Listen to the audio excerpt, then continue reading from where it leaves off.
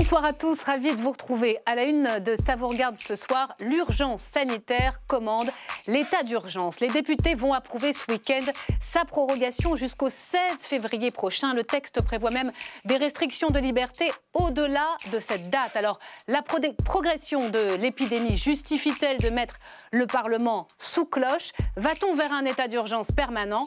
C'est notre grand débat ce soir. Notre grand témoin, lui, ne décolère pas contre la gestion de cette crise par le gouvernement. Dans son livre, il parle même de fiasco français sur les masques, sur les tests. Il avait dès 2004 rédigé un plan anti-épidémie resté dans les tiroirs. L'ancien ministre de la Santé, Philippe Douste-Blazy, est avec nous ce soir. Sans oublier bien sûr le bloc-notes du vendredi avec tous nos chroniqueurs. François Durper a regardé pour nous le dernier débat Trump-Biden, la chronique de Thomas Després, et puis l'apéro de Camille Saferis avec un député. Voilà, vous savez tout, c'est parti. Tout de suite, le grand débat.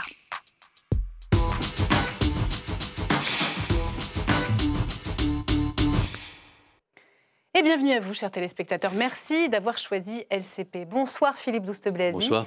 Merci d'être notre grand témoin. Maladie française, pandémie, et pourtant tout avait été préparé. C'est aux éditions de l'Archipel avec une préface du professeur Didier Raoult. On va en parler longuement dans la deuxième partie de cette émission. C'est une charge lourde, on l'a compris avec le titre, contre la gestion de la crise sanitaire. Mais d'abord, on va s'interroger sur cette nouvelle prorogation de l'état d'urgence. Le vote a eu lieu en commission hier soir. Les députés planchent tout le week-end dans l'hémicycle. Le vote devrait avoir lieu donc pour proroger toutes les mesures restrictives de liberté. On va en parler avec vous, Pierre-Alexandre Anglade. Bonsoir. Bonsoir. Vous êtes député de La République En Marche des Français du Benelux, Belgique, Pays-Bas, Luxembourg. Et vous débattez ce soir avec Sébastien Huyghe. Bienvenue. Bonsoir. Vous êtes député Les Républicains du Nord. Et bonsoir Stéphane.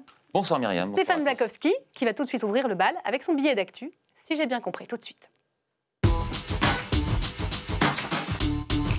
Stéphane, si j'ai bien compris ce soir. Si j'ai bien compris, Myriam, nous sommes dans une telle situation d'urgence sanitaire que le gouvernement n'a pas de temps à perdre pour discuter avec les députés des meilleures manières de lutter contre le Covid. Alors du coup, il espère faire voter un projet de loi, donc dès demain, qui va permettre de prolonger l'état d'urgence, vous l'avez dit, jusqu'au 16 février, ce qui lui permettra de prendre toutes les mesures qu'il estime nécessaires contre le Covid, sans être obligé d'en discuter, sans discuter du bien fondé de ses décisions. Alors, évidemment, une petite objection qu'on serait tenté de faire, c'est est-ce que discuter avec les députés, c'est vraiment perdre du temps? C'est un peu ça la question qu'on se pose. Parce que, en tout cas, il semblerait qu'Olivier Véran n'était pas loin de penser ça hier devant la commission des lois.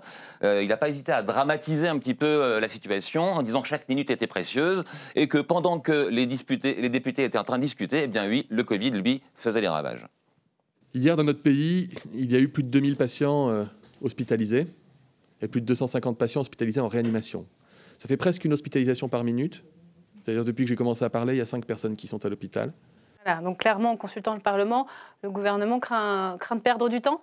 Oui, c'est ce que l'air de dire Olivier Véran. Chaque minute est précieuse. Donc, grâce à l'état d'urgence, l'avantage, c'est que le gouvernement va pouvoir légiférer par ordonnance, c'est-à-dire en limitant le temps de discussion avec l'opposition qui risque évidemment de ne pas toujours être d'accord avec lui. Alors, ce goût du gouvernement pour les ordonnances, en même temps, c'est pas nouveau. On lui a déjà reproché auparavant. Nombreuses réformes ont été menées par ordonnance depuis le début, la SNCF, les retraites, la loi travail, à tel point qu'en juin dernier, le journal Le Monde avait voulu savoir est-ce que vraiment Emmanuel Macron est le champion des ordonnances parmi les présidents qu'on a eus?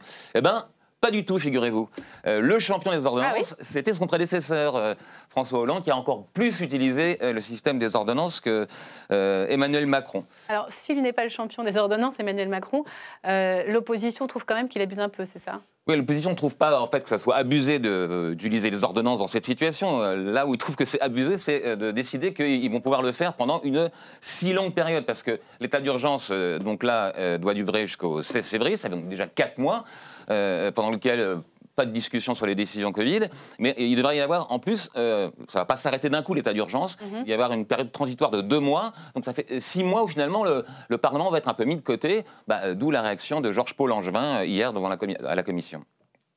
Le texte tel qu'il nous est présenté et privilégie évidemment la sécurité sanitaire sur les libertés fondamentales. Mais peut-on accepter de le faire sur une durée aussi longue? Pratiquement jusqu'au mois d'avril prochain, Et compte tenu de l'ensemble des habilitations que le gouvernement demande, pratiquement, c'est le pouvoir législatif qui sera à l'arrêt. Donc le gouvernement a décidé à lui seul de gérer cette crise, c'est ça? Exactement, on a le sentiment que le gouvernement veut avoir les mains libres sans qu'on vienne constamment lui faire des objections, par exemple sur le respect des libertés fondamentales. Alors, sans doute que ça donne le sentiment au gouvernement de pouvoir être plus efficace, cet état d'urgence. Mais il faut quand même rappeler qu'aujourd'hui, quand on regarde les sondages en France, il n'y a que 36% des Français qui font confiance au gouvernement dans sa gestion de la crise. C'est 10 points de moins que la moyenne qui existe en Europe quand on demande l'avis aux Européens sur l'attitude de leur gouvernement. Donc la question qu'on se pose, c'est face à ce manque de confiance des Français, est-ce que finalement, ça ne serait pas une bonne idée d'écouter un peu plus ces députés qui, justement, sont les représentants des Français? Merci pour cette bonne question et ce billet, Stéphane. La question vous est posée, au fond. Pourquoi le gouvernement ne s'appuie pas davantage, même si, évidemment, la crise sanitaire commande de pouvoir faire des restrictions de liberté, sur le Parlement? Il s'agit aussi de donner confiance aux Français. Mais je crois que le Parlement a été très largement consulté depuis le début de cette crise. Il y a eu, je crois que si on met bout à bout l'ensemble des débats législatifs qui ont pu occuper le Parlement depuis le début de la crise Covid, plus de 80 heures de débat sur le sujet. Et le Parlement a été consulté au mois de mars, évidemment, au moment de la première installation de l'état d'urgence, a été consulté ensuite régulièrement pendant la crise. Il y a eu la sortie de l'état d'urgence au mois de juillet qui nous a occupés. Il y a eu, donc il n'est pas privé de son action. Il y a eu en parallèle les commissions d'enquête diverses et variées au Sénat et à l'Assemblée nationale qui ont permis d'interroger assez largement le gouvernement sur l'action qui avait été la sienne dans les premiers instants de la crise. Et puis il y a évidemment de façon hebdomadaire les questions au gouvernement dans lesquelles les députés de la majorité et de l'opposition peuvent solliciter le ministre de la Santé, le Premier ministre et tous les ministres du gouvernement sur tous les aspects de la crise. Je ne pense pas que le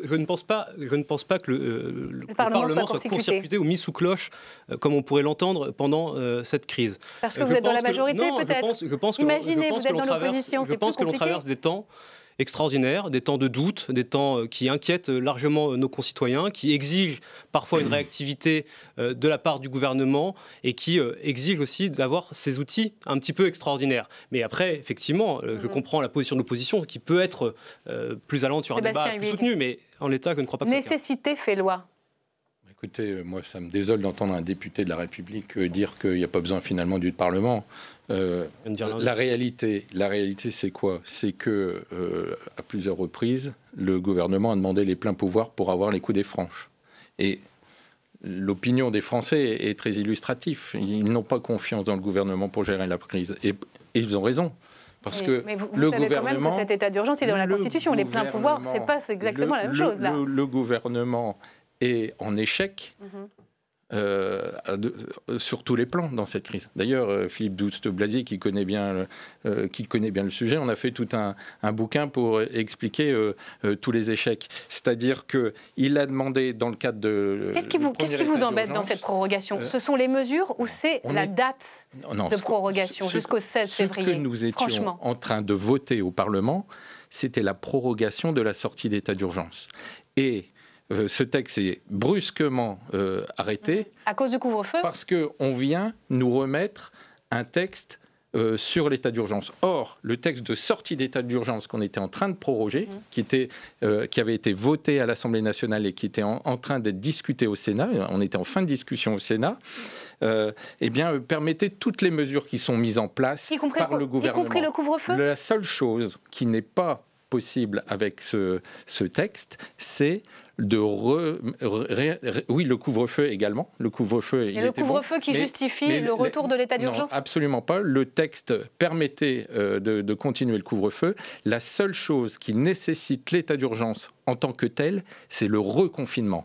Et donc, si le gouvernement souhaite réinstituer l'état d'urgence pour pouvoir faire un reconfinement, il doit être transparent et le dire. Aujourd'hui, le gouvernement ne le dit pas et j'ai l'impression qu'on prend des vessies pour des lanternes. C'est ce que prépare, à votre avis, le gouvernement, un reconfinement partiel avec ce qu'on connaît déjà des données de l'épidémie? On entend dire que la deuxième vague serait pire que la première. Personne ne peut dire ce qui va se passer dans 15 jours, 3 semaines, un mois. Et ceux qui vous font croire qu'ils le savent ne le savent pas, de toute façon. Ce qu'on sait, c'est que lorsqu'on a confiné la première fois, Les résultats, ce sont... le début des résultats était 3 semaines après. Ça, c'est la seule chose. Donc, on ne peut pas savoir ce que vont donner ce C'est comme le couvre-feu, on n'est pas au bout des 15 jours pour faire le bilan. Juste un mot. D'abord, je vous remercie de votre invitation, mais je suis très heureux de revenir ici, dans cette maison que je connais bien. J'étais président de groupe et j'entendais les 2 députés. Si vous voulez mon avis, je vais mettre le pied dans le plat. Allez-y. Je pense vous êtes là pour ça. Non, mais je pense que en matière de santé, lorsqu'il y a une crise sanitaire aussi grave que celle-là, ce qui nous a manqué, en fait, c'est pas tant les discussions avec des uns et des autres, c'est un chef d'état-major. Voilà. Un système, en France, qu'il faut mettre en place, où il y a le ministère de la Santé, mais aussi le ministère de l'Intérieur, pourquoi pas le ministère des Affaires étrangères, avec mais vous êtes très sévère sur la chaîne de commandement, sur la chaîne de commandement, sur la bureaucratie sanitaire. Il faut à tout prix, si vous voulez, que l'on puisse mettre en place un système de crise avec des gens qui sont habitués aux crises. Et qui puissent réagir vite. Au fond, dites-le nous franchement, ce débat sur l'état d'urgence, jusqu'à quand, le Parlement, il est secondaire aujourd'hui au regard de ce qu'on traverse? Non, c'est-à-dire que les Françaises et les Français ont besoin d'une personne qui connaît particulièrement bien le sujet, des épidémiologistes, donc c'est au niveau de l'exécutif qu'il faut changer les choses. Et qui donne à l'exécutif un certain nombre d'indications, parce que être chef de l'État aujourd'hui ou Premier ministre aujourd'hui, c'est quand même pas évident. Moi, j'ai aucune leçon à donner. Simplement, je pense qu'on manque d'un chef d'état-major qui puisse dire ça, ça et ça. Ça ne se discute pas. Une sorte de monsieur crise sanitaire. Le chef d'état-major, il existe, c'est le président. C'est justement. Il consulte et il tranche. Alors non, parce que figurez-vous que le président de la République, peut-être que vous ne le savez pas, mais n'est ni épidémiologiste, ni infectiologue. Il est tout à fait normal qu'il demande l'avis de gens éclairés. Et dans tous les pays du monde... Il demande l'avis de scientifiques. Justement. Qui souvent ne sont pas d'accord entre eux, donc il faut bien que quelqu'un tranche. C'est pour ça que je vous dis qu'il faut un chef d'état-major. On n'a pas eu de chef d'état-major. On a eu... Donc, on a l'impression que vous voulez qu'un médecin décide, mais ce n'est pas au médecin de décider, c'est aux politiques de décider. Non, mais laissez-moi parler. Juste. Non, un chef d'état-major, c'est pas un médecin, comme vous dites. Non, ce qui a manqué, c'est qu'aujourd'hui, il y avait le conseil scientifique, la haute autorité de santé, que j'ai créée quand j'étais ministre de la Santé.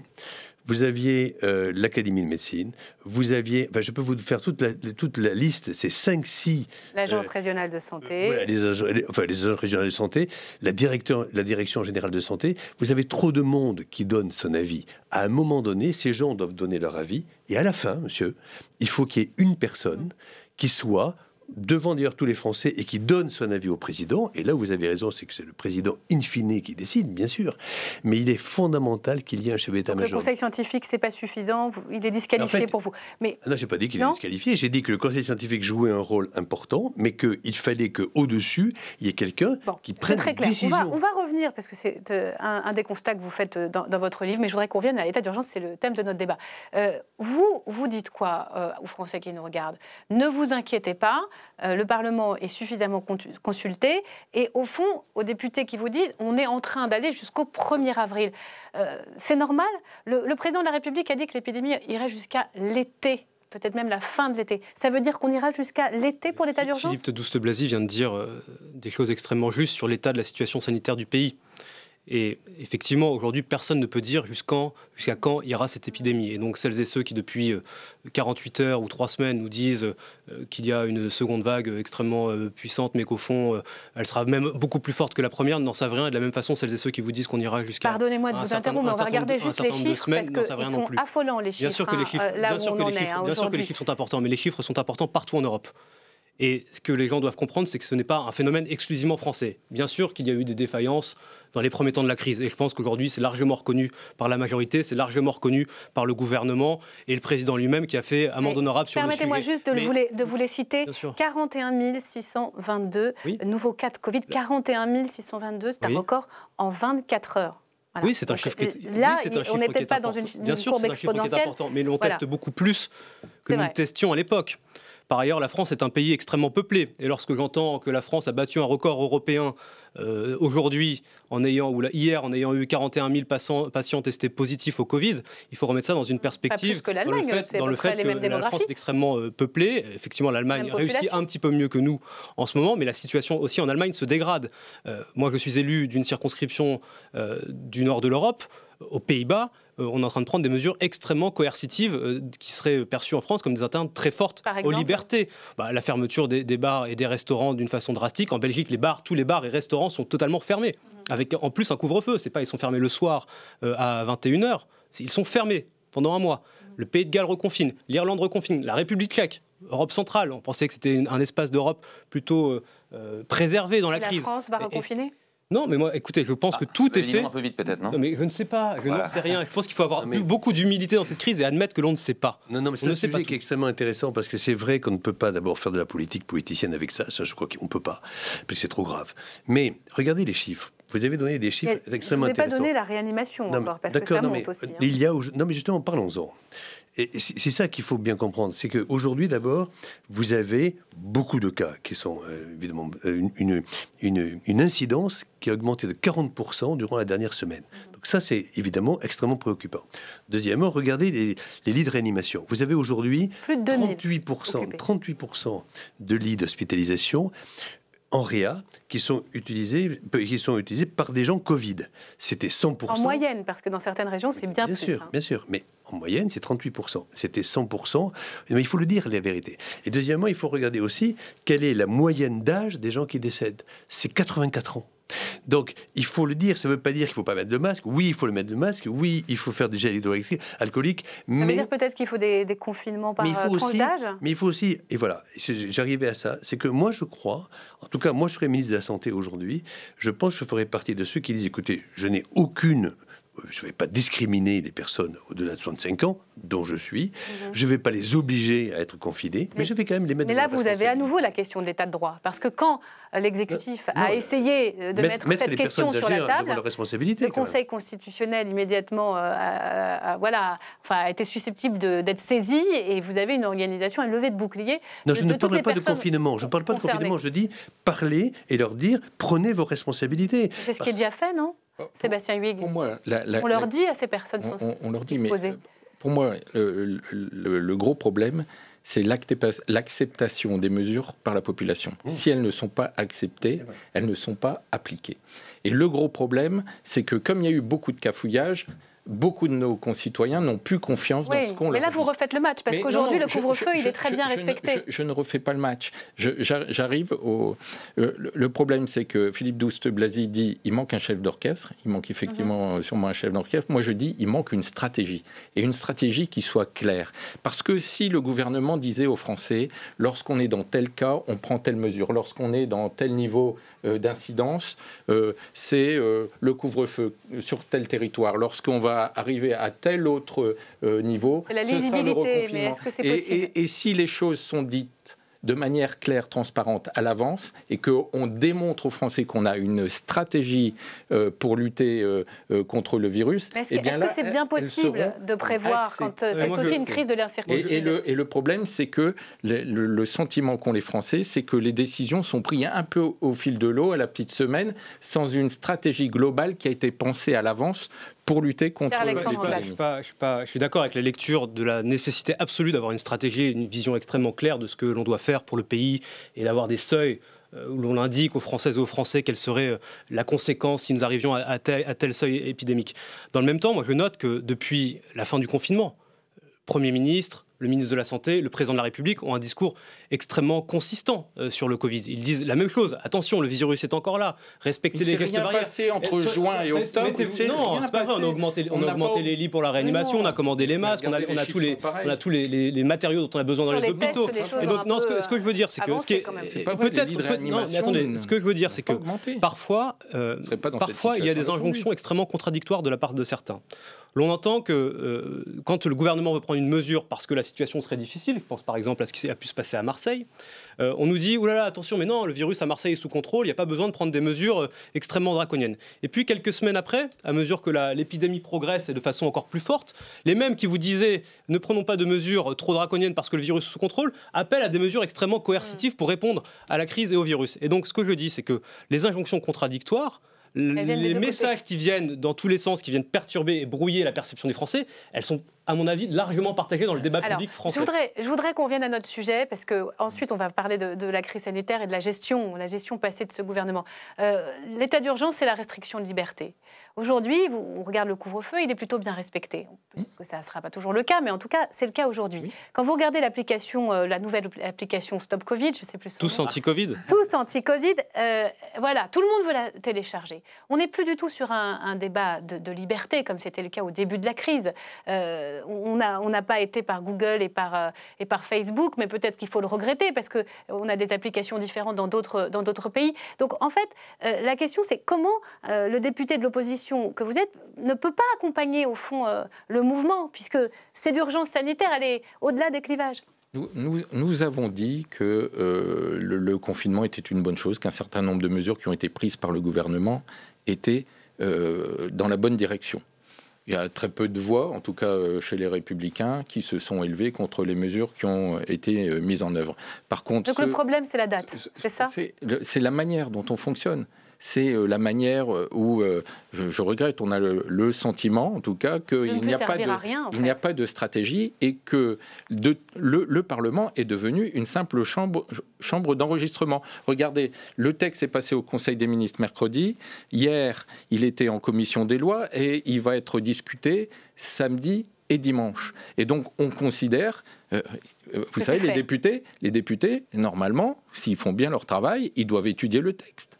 Dans quel laps de temps peuvent-ils étudier convenablement le texte quand... À quoi sert le Parlement sous la crise sanitaire ? C'est une vraie question. Sur 4 jours. Et en plus, dans ce texte, vous avez à la fois l'état d'urgence, mais aussi la prorogation de l'état d'urgence. Ça veut dire qu'on ne va même pas revenir devant le Parlement pour discuter de la manière dont on va sortir de l'état d'urgence, parce qu'on va le prévoir dès aujourd'hui, d'un seul tenant. Jusqu'au 1er avril, finalement, dans 6 mois, on ne va plus en parler. Alors qu'on avait une autre fenêtre de tir, puisque normalement, au mois de janvier, nous allons discuter d'un texte qui va instaurer, en dehors de la période que nous vivons, la possibilité désormais de mettre en place un état d'urgence sanitaire si d'autres pandémies arrivaient. C'est la question au fond de la légitimité du Parlement dans une crise sanitaire. Je regardais ce matin dans le Figaro une carte de France où on voit le taux d'incidence pour toutes les villes et il y a des choses qui sont difficiles à comprendre. C'est-à-dire que le taux d'incidence à Nice, si je me souviens bien, est 167.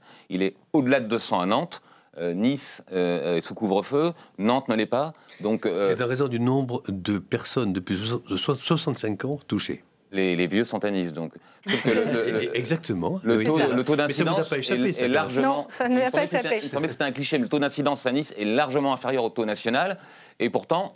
Sauf pour les personnes depuis 65 ans. Toutes les Alpes-Maritimes qui sont, et pas seulement Nice, toutes les Alpes-Maritimes qui sont sous couvre-feu. Donc, en voyant ça, on peut être en tout cas un peu perplexe, comme vous disiez. Peut-être pour clore ce débat, à ceux qui s'inquiètent sur les libertés, sur la durée de cet état d'urgence, vous leur dites quoi ? On se souvient, en 2015, après les attentats, François Hollande avait pris l'état d'urgence, il avait été d'ailleurs prorogé plusieurs fois, et Emmanuel Macron a pris des mesures qui ont permis de faire entrer dans l'état de droit les perquisitions administratives, les assignations à résidence.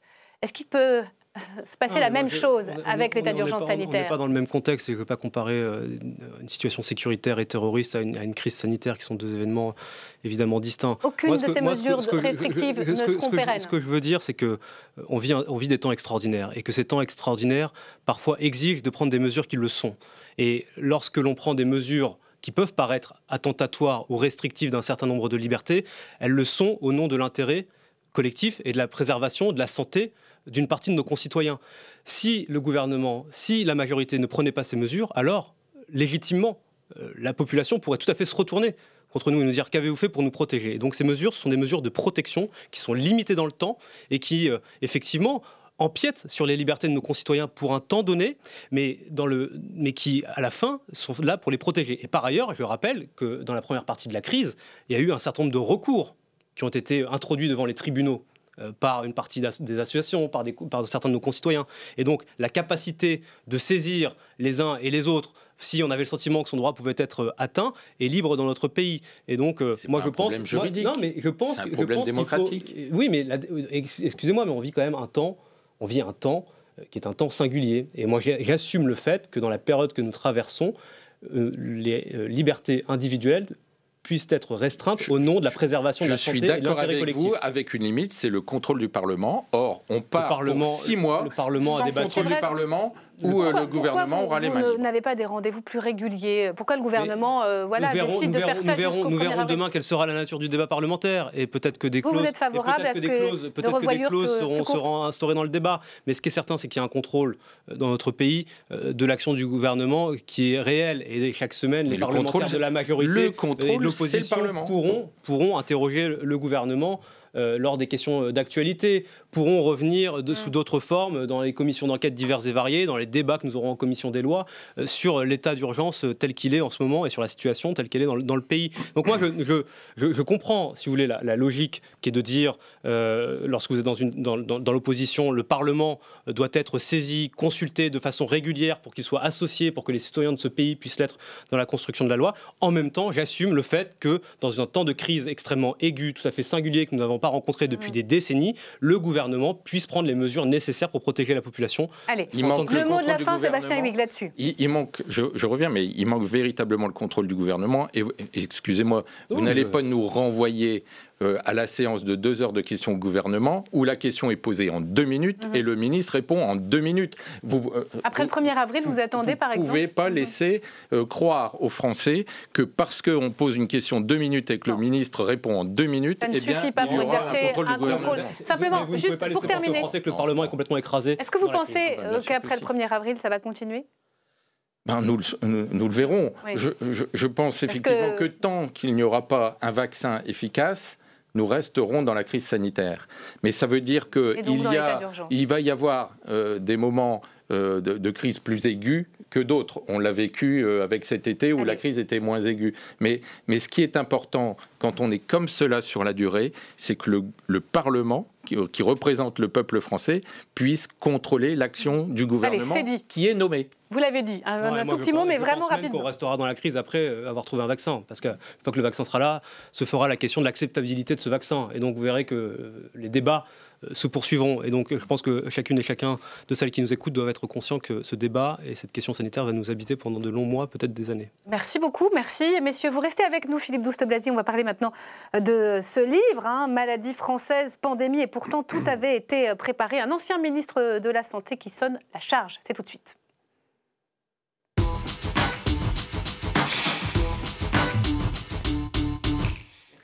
Au revoir. Maladie française, donc pandémie, et pourtant tout avait été préparé, préfacé par le professeur Didier Raoult. Je le disais, vous êtes sévère, vous êtes même très dur avec cette équipe gouvernementale. Vous parlez d'échec, vous parlez de fiasco. Pourquoi fiasco? D'abord, je n'ai aucune leçon à donner, encore une fois. Si vous voulez, je suis d'abord un peu en colère parce que en 2004, sous l'autorité du président Chirac, j'avais proposé un plan de pandémie. Avec le professeur Anne-Claude Crémieux, nous avions écrit ce plan. Tout était prévu, tout était concret. C'était quoi ce plan? Un mode d'emploi, il fallait l'utiliser, tout était prévu en cas de pandémie. Nous avions eu quelques débuts de feu, le SRAS 2003 en Chine, et on voyait bien qu'un jour on pourrait quand même avoir une épidémie. La dernière, vraiment, où il y a eu des millions et des millions, des dizaines de millions de morts, c'était la grippe espagnole, 1919. On se disait, ça va peut-être revenir. Bon. Et donc, on voyait qu'il n'y avait pas de plan pandémie. Tout était prévu. Donc, nous avions dit, si jamais le virus arrive par tel endroit, on arrête les avions qui viennent de ces zones, on réquisitionne les industries textiles pour faire des masques, on stocke des masques. Et puis cette administration française qui a été... il est resté dans les tiroirs, c'est ça que vous expliquez. L'administration française qui a été la première au monde à savoir faire le premier plan contre la pandémie dans le monde, a été la première aussi à l'ignorer au point que nous n'étions totalement dépourvus au mois de février dernier. Vous avez parlé tout à l'heure d'un problème dans la chaîne de commandement, très clair. Il faudrait presque un monsieur crise sanitaire qui pourrait être nommé en cas de crise. Mais je voudrais qu'on revienne sur la gestion elle-même. La principale erreur, selon vous, c'est quoi? Les masques, principalement? Non, en fait, non, parce que sur les masques, le Premier ministre Édouard Philippe l'a dit avant-hier dans cette maison. Il a dit, on m'a jamais parlé de masques entre 2017, quand j'arrive à Matignon, et mi-janvier 2020. Et en réalité, il y avait 1,7 milliard de masques stockés en 2011. Et lorsqu'il pose la question le 15 janvier 2020, il n'y en a plus que 117. Donc il y a une commission d'enquête de cette maison qui dira pourquoi, comment et qui. Qu'est-ce qui n'a pas marché? Maintenant, vous me posez la question, quels sont les deux grands sujets? En fait, il y a deux grands sujets. Le premier, c'est février-mars 2020, le dépistage massif. Pourquoi ce pays n'a pas décidé de faire un dépistage massif? Vous avez vu que sur tous les plateaux de télévision, les scientifiques, les médecins, personne n'était d'accord sur rien. Sauf sur une chose, c'est que plus vous dépistez, moins vous avez de morts à la sortie. Mais il y avait des problèmes de réactifs, notamment. Vous savez que ce qui s'est passé dans les hôpitaux, c'est que le dépistage n'était pas toujours possible. Justement, il n'y a pas de problème de réactifs. Il y avait simplement ce pays est un des 3 pays au monde à avoir le plus de machines RT-PCR par tête d'habitant.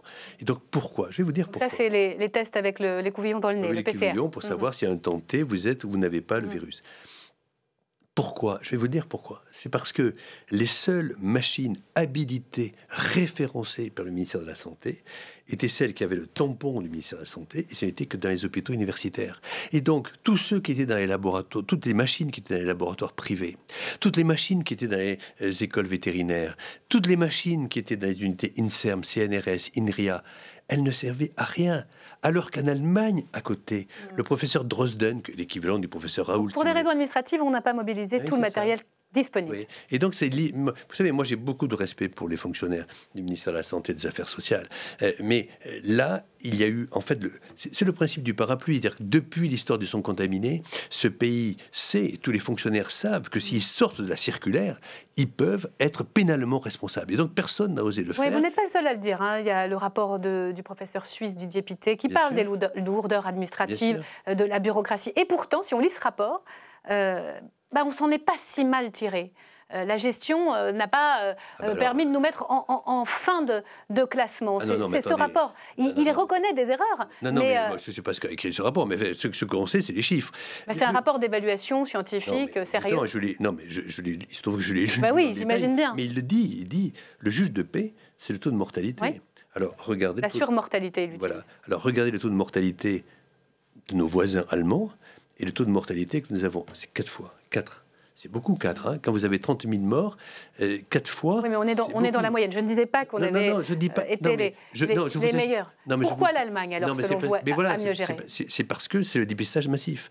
Donc c'est pour ça que je me permets de vous dire, c'est pour ça que j'ai écrit ce livre. C'est pas du tout pour donner des mauvais points à qui que ce soit. C'est pour essayer de... Moi, je ne fais pas de politique politicienne avec ça. Je ne fais pas de leçons à un ministre de la Santé. Je ne me le permettrai pas. Je sais ce que c'est, ce travail-là. C'est très difficile. Et moi, je n'ai pas eu une crise comme celle-là. Donc, je ne fais pas ça. Ce que je dis, c'est qu'il ne faut plus qu'on fasse les mêmes choses. Donc là, le dépistage massif, nous avons eu beaucoup de morts parce qu'on n'a pas dépisté massivement. Une personne l'a fait en France, par contre, c'était à Marseille, ces fameuses queues devant l'IHU de Marseille. On va en parler. Tout le monde se moquait d'eux. Sauf qu'aujourd'hui, si on revient à l'échelle nationale, on y est dans le dépistage massif. On est à 1 million de tests par semaine. Je vais y arriver. Donc ce dépistage massif, il l'a fait. Du coup, il n'y a pas de surmortalité aujourd'hui. C'est les chiffres du ministère de la Santé. Pas de surmortalité à Marseille, ni en janvier, ni en février, mars, avril, mai, juin. Deuxième erreur. Après, ça change un peu. Hein. Le test. Les tests, comme vous disiez, nous maintenant on teste. Vous venez de dire ça. Et c'est là l'erreur. C'est que cette fois-ci, il faut tester, mais il ne faut pas tester. Il faut tester rapidement. Et donc les tests PCR rapides en 24 heures, c'est fondamental. Parce que si les délais d'attente du rendez-vous et du résultat dépassent 4-5 jours, ça ne sert à rien. Donc, le dépistage, vous dites, il y a 40 000. Nous savons aujourd'hui qu'il y a 40 000 personnes par jour. Il y a moins d'attente et de jours d'attente pour avoir le résultat qu'il y avait encore il y a un mois. Non, mais ça s'améliore. D'accord, mais le ministère de la Santé le reconnaît. Les tests antigéniques, c'est la solution. Alors, ça, c'est rapide. Là, voilà, les tests antigéniques, maintenant, d'abord, on pourrait faire les tests PCR beaucoup plus rapidement. Mais non, venons aux tests antigéniques. Ceux-là, ils donnent des réponses très vite. Mais alors, il ne faut pas les mettre à Orly, comme j'entends. Il faut les mettre dans tous les cabinets médicaux, chez tous les pharmaciens, chez toutes les infirmières. Et demain, ça sera des autotests pour que les Français eux-mêmes, avant d'aller au théâtre ou avant d'aller au cinéma, pourront eux-mêmes tester. Mais il faut le faire très vite. Et l'appel est passé. On va parler, si vous le voulez bien, Philippe Douste-Blazy, à présent d'un sujet qui fâche, l'hydroxychloroquine. Il y en a un qui estime qu'au fond, vous êtes un peu culotté d'avoir fait la promotion de ce traitement aujourd'hui et de faire aujourd'hui la leçon au gouvernement. C'est lui. Écoutez. Quant à la tribune qui a été publiée récemment par un ancien ministre de la Santé, je l'ai parcourue avec intérêt. Il lui appartient évidemment de juger comme il l'entend la façon dont la crise a été gérée. Je n'ai pas pu m'empêcher, et pardon de revenir sur un sujet délicat, je n'ai pas pu m'empêcher de constater que c'était le même ancien ministre de la Santé qui s'était illustré au début de la crise par des prises de position sans nuance sur le recours à certains éléments thérapeutiques dont je ne suis pas certain qu'ils aient pu être démontrés par la suite. Je suis même assez certain du contraire. Voilà. Il parle de vous, très clairement, Philippe Douste-Blazy, et de ce traitement de l'hydroxychloroquine dont on sait aujourd'hui qu'il ne marche pas. Qu'est-ce que vous lui répondez? Mais d'abord, premièrement, ce n'est pas vrai. Si vous voulez, c'est ça. D'ailleurs, je ne veux pas du tout Édouard Philippe, qui n'est pas un spécialiste de ces sujets. Et donc, je peux très bien comprendre, très bien son amertume. C'est pas le sujet. Le sujet, c'est que qui dit dépistage massif, qu'il n'a pas fait. Bon. Attendez, là, on est sur l'hydroxychloroquine. Non, justement, excusez-moi de revenir dessus. C'est moi qui vous interroge dessus. C'est exactement l'erreur qu'il ne faut pas faire. Donc, permettez-moi de vous le dire. Voilà, vous faites une erreur, parce que vous dites hydroxychloroquine, et moi, je vous réponds dépistage massif. Parce que, en réalité, qu'est-ce qui s'est passé à Marseille? Une fois que vous dépistez massivement, mais la situation est très mauvaise à Marseille aujourd'hui, monsieur le professeur. Excusez-moi, je peux juste. Est-ce que je peux juste vous prouver quelque chose? Oui, parce que sinon, on mais jamais. je vous parle de l'hydroxychloroquine qui ne marche pas, vous me parlez des dépistages. Je vais vous expliquer pourquoi il y a un rapport extrêmement étroit entre le dépistage massif, mais écoutez bien, dépistage massif, et hydroxychloroquine. Voilà. Parce que quand vous dépistez massivement, vous avez des cas précoces. Il ne vous a pas échappé en lisant les journaux qu'il y a 4 phases dans la maladie. La première phase, c'est la phase précoce virale.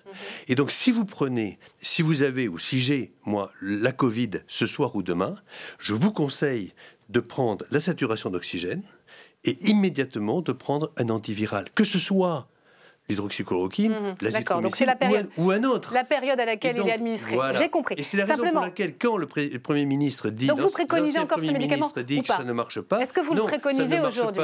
Mais justement, je vous dis que quand c'est la période précoce, évidemment les antiviraux, quand c'est la période purement anti-inflammatoire, où il faut des anti-inflammatoires et l'orage cytokinique, alors là, évidemment, ça ne sert à rien. Ça ne sert à rien. Voilà. Alors, donc je vous propose de regarder un sujet de Maïté Frémont qui va revenir sur ce feuilleton qui a été scientifique, mais qui a été aussi très politique autour de la personne du professeur Didier Raoult. Regardez, vous réagissez après.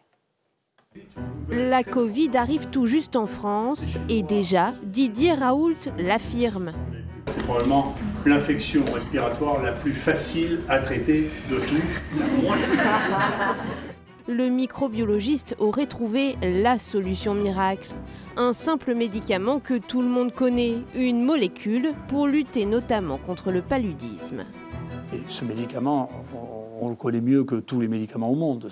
Il y a des milliards de gens qui ont mangé de la chloroquine. Donc on sait très bien quelle est sa pharmacocinétique, comment ça fonctionne. Après, il va falloir ajuster le meilleur traitement, ce que nous on appelle la posologie, le meilleur nombre de comprimés qu'on doit donner par jour. Suffit-il d'avaler 2 simples comprimés de chloroquine 3 fois par jour pour vaincre le virus? L'équipe de Didier Raoult est convaincue de son efficacité et tente de le prouver, études à l'appui, des études bien loin de faire l'unanimité. En plein confinement, devant l'IHU de Marseille, des centaines de Français font la queue pour accéder aux précieux médicaments. Dans mon entourage, j'ai des gens qui sont du domaine médical et qui font confiance à ce traitement. Donc comme je leur fais confiance, je suis prête à expérimenter, oui. Mais très vite, voilà le temps de la controverse. On n'est pas en train de parler de bonbons ou de couleurs de cheveux, on est en train de parler de médicaments avec potentiellement des risques. On n'a pas le temps d'expérimenter sur des souris pendant 6 mois. Et à partir du moment où il y a une solution testée déjà sur un certain nombre de patients qui semblent porter leurs fruits, je ne vois pas pourquoi la France se priverait. La chloroquine devient une affaire politique. Et c'est toute la France qui se divise entre les pros et les anti-chloroquine. La preuve avec cette pétition de vous, monsieur Douste-Blazy, en faveur de la chloroquine. Je vous demande, avec le professeur Perron et avec beaucoup d'autres, de signer la pétition qui permettra à tous les médecins français de pouvoir prescrire l'hydroxychloroquine, s'ils le souhaitent, aux patients atteints de Covid-19 symptomatiques. Un avis qui n'est pas partagé par le gouvernement. Le Haut Conseil exclut toute prescription dans la population générale ou pour des formes non sévères à ce stade, en l'absence, dit-il, de toute donnée probante. Devant la position du gouvernement, Didier Raoult claque la porte du conseil scientifique. Il a été tenté de faire une vraie évaluation de l'hydroxychloroquine avec l'azithromycine, mais la mise en place de ça a été tardive. Et que donc le test, mais il n'y a aucune évaluation d'essai du tout qui a été mis en place par ce conseil scientifique. C'est une faillite totale. Il n'y a rien du tout. Rien. 6 mois après l'annonce, plusieurs études scientifiques du monde entier le démontrent. La chloroquine ne fonctionne pas sur la Covid. Mais ça ne décourage pas le professeur Raoult, qui se dote de son propre conseil scientifique. Voilà, et on l'a appris aujourd'hui, l'Agence du médicament vient de refuser l'utilisation de la chloroquine. Philippe Douste-Blazy, vous n'avez pas de regret d'avoir appelé dans cette pétition les médecins à l'utiliser? Alors, dans ce livre, j'essaie d'être vraiment le plus objectif possible. Et j'ai dit que je respecte totalement ceux qui étaient contre et je respecte ceux qui étaient pour. J'essaie d'expliquer ce qui s'est passé. Mais pardonnez-moi, mais vous avez une série d'études scientifiques reconnues, publiées dans les plus grandes revues internationales, Recovery, études britanniques, études de l'INSERM, essais cliniques conduits par des équipes américaines, brésiliennes. Toute la littérature scientifique aujourd'hui est au clair. Ça ne marche pas. Je peux vous donner exactement le même qui dit le contraire. Le même. Recovery. Dites-nous. Alors, on y va. Recovery, est-ce que vous savez quand, à quel moment on a donné l'hydroxychloroquine et à combien de grammes? Dites-moi, parce que vous en parlez. Je ne suis pas spécialiste. Alors, j'ai fait la liste. Je regarde l'Agence du médicament, toutes les institutions. Non, mais je vous parle de vous me parlez de recovery. Oui, elle est dans la liste. C'est 2,4 grammes. Si vous prenez le Vidal, c'est une dose létale. Voilà. Donc aujourd'hui... Il y a trop de prescriptions, trop de doses. Non, c'est pas ça. C'est que vous avez des études rétrospectives qui montrent que l'hydroxychloroquine marche tout à fait au début dans la forme virale de la maladie. Et je vais vous en trouver mais dans les plus grandes revues mondiales. Et puis vous avez d'autres qui disent en effet que ça ne fonctionne pas. Pourquoi? Parce qu'on ne donne pas l'hydroxychloroquine. Pour vous, le débat n'est pas clos. Mais il n'est clos pour personne au monde. C'est pour ça que j'étais très étonné que votre journaliste dise qu'il était clos, parce qu'il n'est évidemment pas clos. Ce que l'on sait, c'est que deux choses, c'est que le traitement miracle contre la Covid n'existe pas. Et donc, il n'y a pas de traitement, ça c'est sûr. Non, pour le moment, il n'y en a pas. Non, mais vous avez pas des anti-inflammatoires, par exemple, aujourd'hui, on sait que les anti-inflammatoires, on sait que la cortisone, dès l'instant où vous êtes en période inflammatoire, ça fonctionne. On sait que les antiviraux, dans la première phase, à condition de faire un dépistage massif et précoce, alors aussi ça fonctionne. Sur les études produites par le professeur Didier Raoult, vous l'avez suivi, cette commission d'enquête, la plupart, la communauté scientifique lui reproche de ne pas avoir fait d'études publiées, d'études scientifiques. Non, randomisées en double aveugle. Randomisées en double aveugle. J'explique, il faut que le groupe traité et le groupe contrôle soient identiques. Ça n'était pas le cas. Il n'y a pas un problème aussi du côté des études produites? Dans le livre, j'en parle beaucoup. Le taux de mortalité de la Covid est de 0,5%. Pour faire la différence entre l'efficacité sur la mortalité d'un traitement par rapport à un groupe contrôle, d'après vous, combien il faut de personnes? Je ne suis pas spécialiste. Il faut plusieurs milliers. Tout ce que vous voulez là-dessus, je ne peux pas vous répondre. Non, mais ça, c'est une méthodologie. Je suis pas légitime. Moi, je vous pose des questions. Non, mais je vous réponds. Il faut des milliers de personnes. Et donc, il faudrait attendre plusieurs mois, voire plusieurs années, pour avoir la réponse. Donc, on ne peut pas aujourd'hui, par rapport à cela, si vous voulez, les études observationnelles, et là, il y a tout un débat aujourd'hui d'un côté scientifique sur les choses observationnelles. Lui, il a choisi des études observationnelles. Bon, il a fait des études chez lui, dans son hôpital, qui n'ont pas été publiées. Il y en a d'autres qui... Il n'a pas joué ce jeu-là, en tout cas, des études scientifiques. Non, il y a une discussion, mais là, ce que vous ne dites pas non plus, c'est qu'il y a une chose extrêmement importante, et sur le plan politique, dans une maison comme ici, je voudrais le dire, c'est que moi, je suis un scientifique, je suis un médecin, je suis un épidémiologiste. C'est la première fois de ma vie que je vois un scandale médical de cette manière, ou le Lancet, qui est un des plus grands journaux au monde. Ça, vous citez une revue, tout le monde l'a reconnue, elle était frauduleuse. Il y a une New England... Là, je vous ai cité des revues qui n'étaient pas critiquées. Non, mais je vais juste dire, parce que je crois que c'est important dans ce débat, le Lancet, le New England Journal of Medicine, qui sont des grands journaux et qui restent des grands journaux, ont publié des études fausses de gens que je connais, avec qui j'ai fait des cours à Harvard. Donc je les connais bien. Eh bien, les méthodologies, ils ont donné leurs données à des statisticiens qui ont fait des faux. J'espère que les enquêtes américaines pourront faire la lumière. En tout cas, Donald Trump, qui a fait la promotion de la chloroquine, n'a pas été soigné la chloroquine. Et maintenant, c'est le Remdesivir. Il fait la publicité Remdesivir. Vous accepteriez un débat, parce que vous avez vu, je ne peux pas vous répondre, vous le savez, mais vous me posez des questions. Vous accepteriez un débat avec un autre épidémiologiste sur ce plateau? Avec qui vous voulez, allez. Quand vous voulez. L'invitation, elle est prise. Plaisir. Comme ça, on essaiera d'y voir un peu plus clair. Ça s'appelle Maladie française, préfacé par le professeur Didier Raoult, pandémie, et pourtant, tout avait été préparé. Tout de suite, le bloc-notes.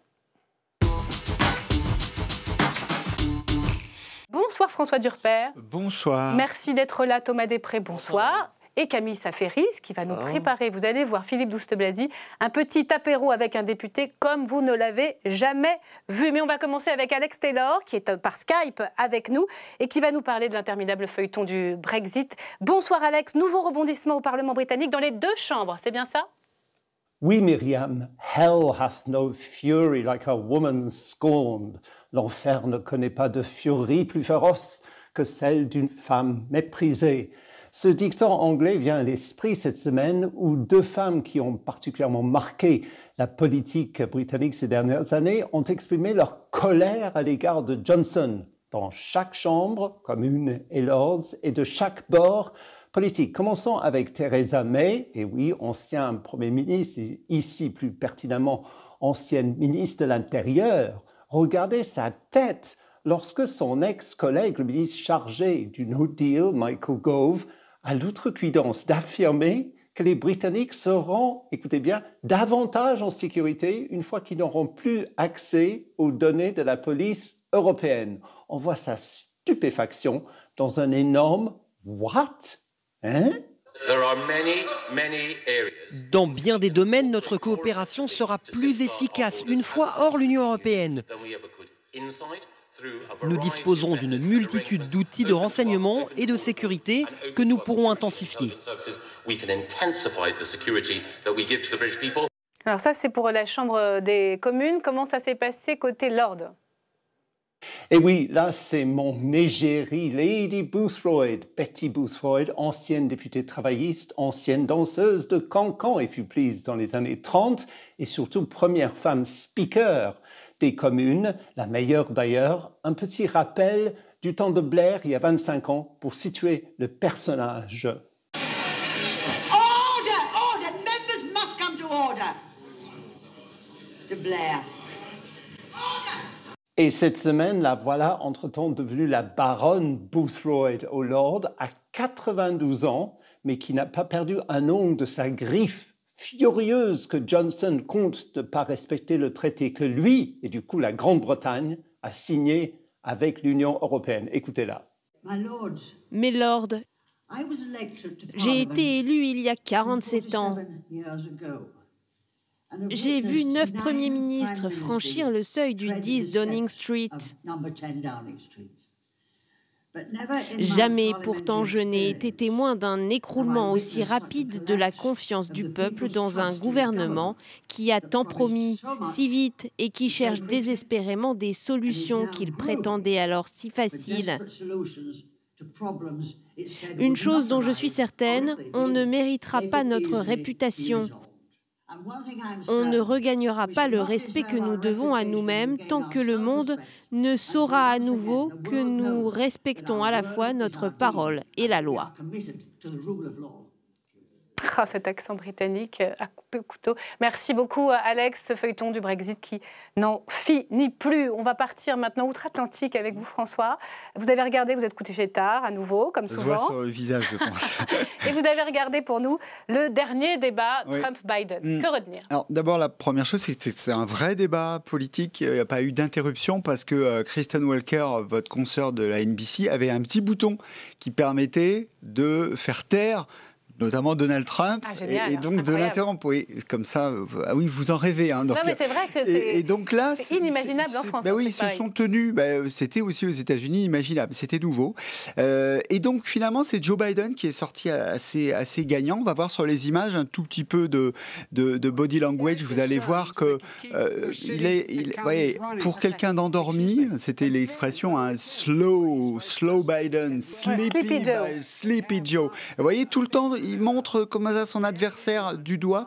Et Donald Trump, lui, avec ce geste-là de la main, alors là, c'est le moment où il montre, il fait des mimes. Il était vraiment très actif dans ce débat. Et donc, il cherchait à montrer qu'il peut être ce commandant en chef dont certains doutent. Ça, c'est la première chose. Après, sur le fond, il y a eu l'effet boomerang parce qu'on sait que Donald Trump voulait attaquer Joe Biden sur son fils Hunter Biden. Oui, alors, on va voir sur l'affaire ukrainienne. Exactement. Mais vous receviez beaucoup d'argent de la Russie. Ils vous payaient beaucoup d'argent et ils le font probablement encore. Jamais de ma vie je n'ai pris un centime d'une source étrangère.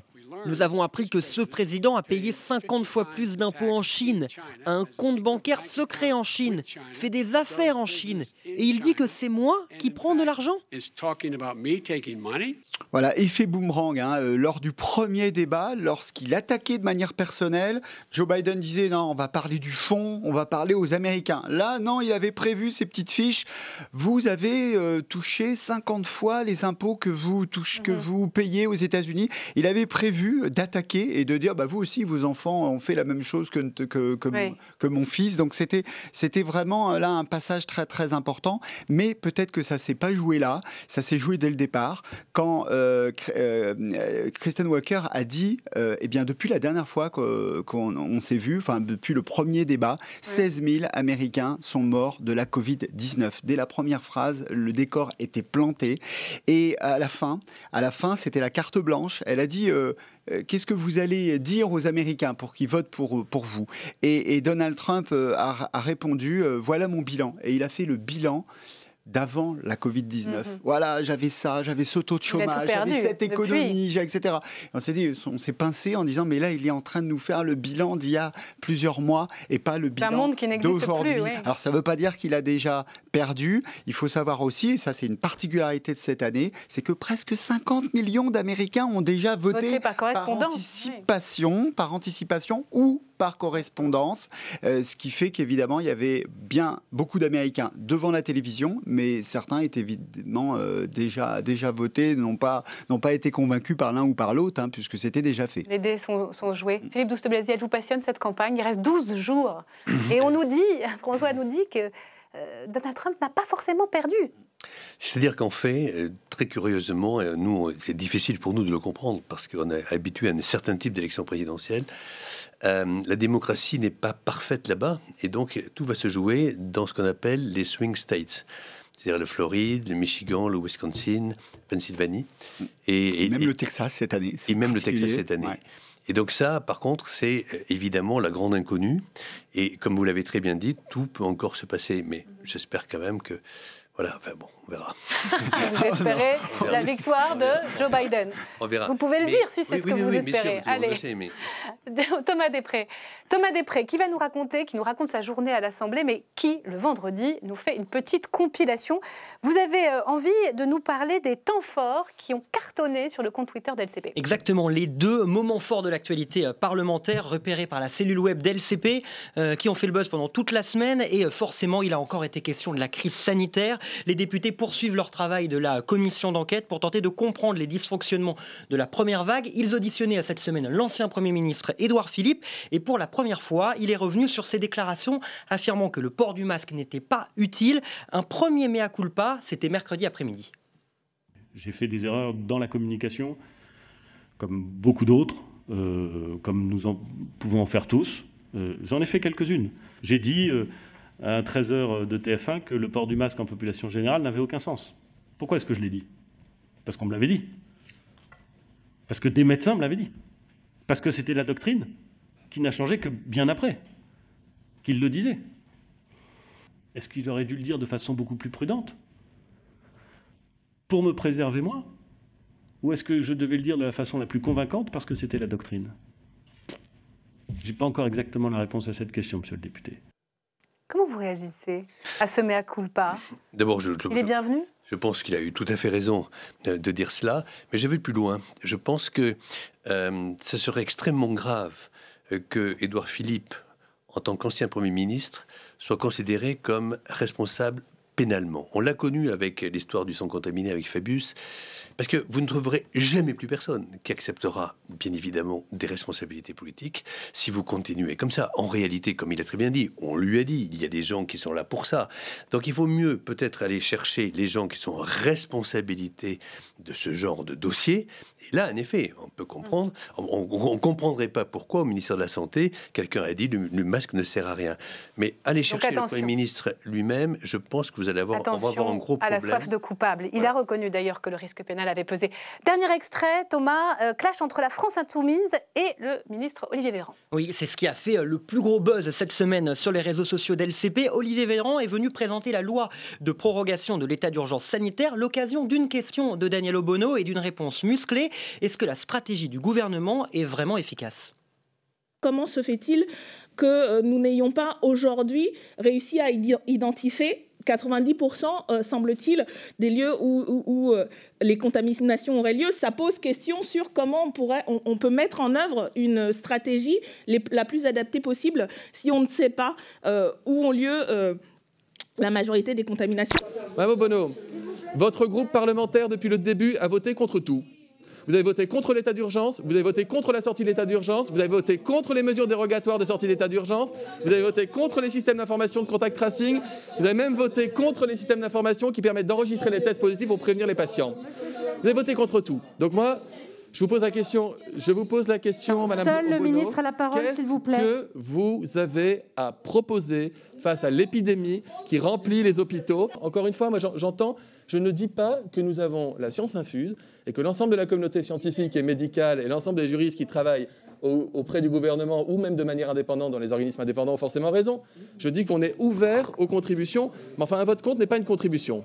Bon, c'est musclé, c'est pas un clash fondamental, hein, ça reste courtois. C'est ce qui en tout cas a le plus fait réagir les internautes cette semaine. Merci Thomas, on en vient à ma séquence préférée de la semaine, Camille Saferis, qui va nous faire découvrir d'ailleurs l'un de vos ex-collègues, les Républicains, Philippe Gosselin. Oui, Philippe Gosselin, député des Républicains de la Manche depuis 2007, il vient des marais du Cotentin, et alors il est catholique très pratiquant, hein, Philippe Gosselin. Alors vous avez vu la phrase du pape hier sur l'union civile, absolument, voilà, il est favorable finalement. Alors, il a participé, Philippe Gosselin, au JMJ à Rome en 86 quand même. Donc, vous voyez, c'est un... Bon, alors je lui ai posé la question qui s'imposait. Les JMJ, il paraît que c'est sympa pour les rencontres. Vrai ou faux ? Forcément que c'est vrai. C'est pas parce que vous êtes catho d'abord que vous tombez pas amoureux. Les petits jeunes cathos sont comme tous les jeunes de leur âge. Ça n'a rien de coincé, je vous assure.